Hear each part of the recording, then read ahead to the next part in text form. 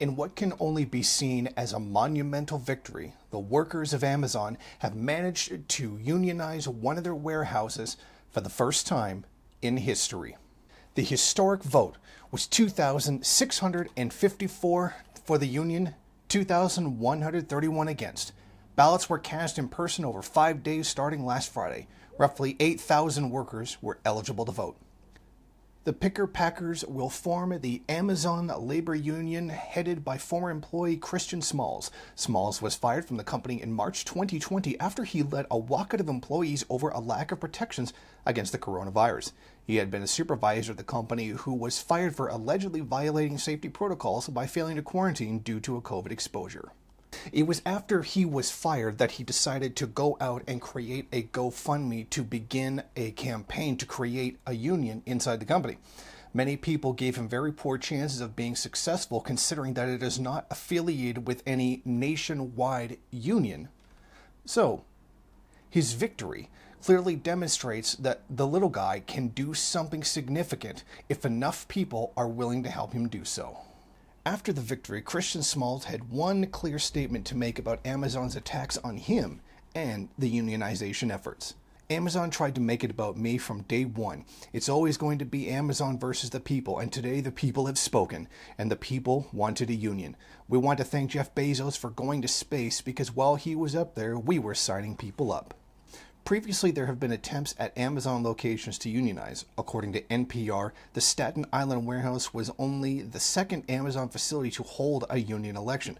The first, a mail ballot held last year at Amazon warehouse in Bessemer, Alabama, was invalidated by the National Labor Relations Board after it found that Amazon had improperly interfered in the election by having a mailbox installed in the facility's parking lot. Now, Amazon's efforts to stop the union were very significant. Smalls himself suffered harassment by police. He was eventually charged with trespassing. He was taken to court. They said, if you don't get another charge within 6 months, this will go away. None of that deterred his actual efforts to create a union inside of Amazon. And it has now come out since then that Amazon actually paid New York police to harass union activists and harass their own employees into trying to force them not to create a union. In other words, the New York police essentially acted as union-busting thugs, and this has raised the ire of many union activists. The workers feel like they're in prison. When you are going to work every day with heavy police presence, I think it absolutely levels this fear of what could happen. The Bessemer police officers have been here on scene since day one. We feel like we've been harassed. We had cops tell us that we couldn't step off the sidewalk. When we're on the gates, the police ride around to our checkpoints. I mean, they're in the parking lot at all times. From the second you pull up like that main entrance, they're generally right there, lights flashing. Anywhere from 4 to 5 SUVs like at all times. They're up by the main front entrance. They are walking around the parking lot, oftentimes walking around the facility. They're called for really like the most mild of like disturbances, almost as if they're like security in a way.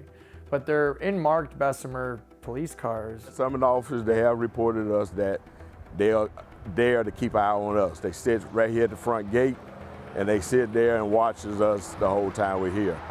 As you can imagine, the capitalist media was not very happy about this development. The ability of workers to have a modicum of control over their working hours was lamented by CNBC host Jim Cramer, appearing in Business News.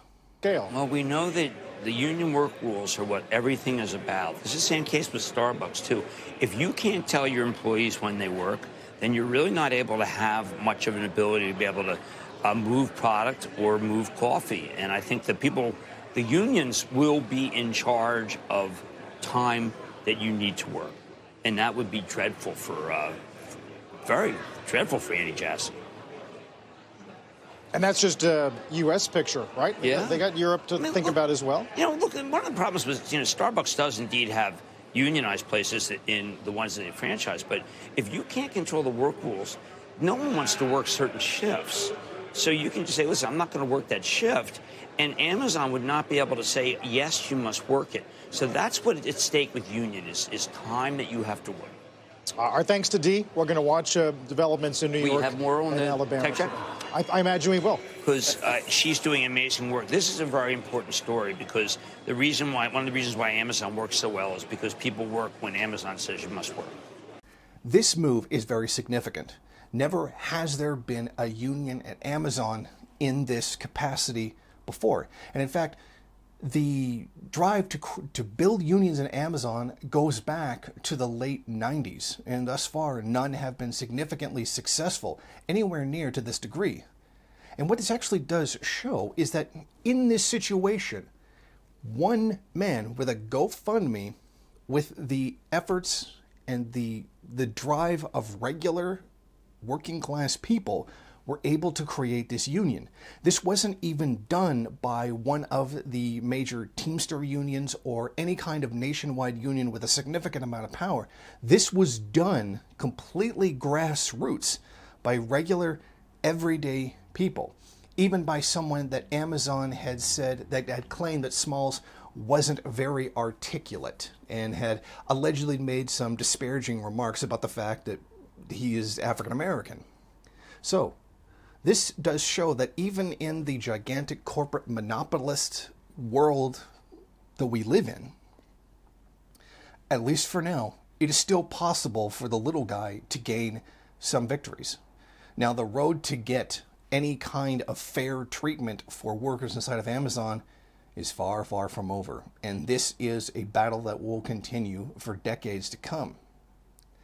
But what we should do is celebrate even this tiny victory. Though it is small, it is only one warehouse, the significance of it is great. This is one great leap. This is a massive build. This is that first victory that you build a massive thing on. And people should celebrate. Well, working class people should celebrate it. I imagine the bourgeoisie are probably pretty upset about it, as well as Jeff Bezos, but F your feelings if you know what I mean. So we've got a W here. We should take it and be happy with what victories we do get, to use them to propel us to even further victories.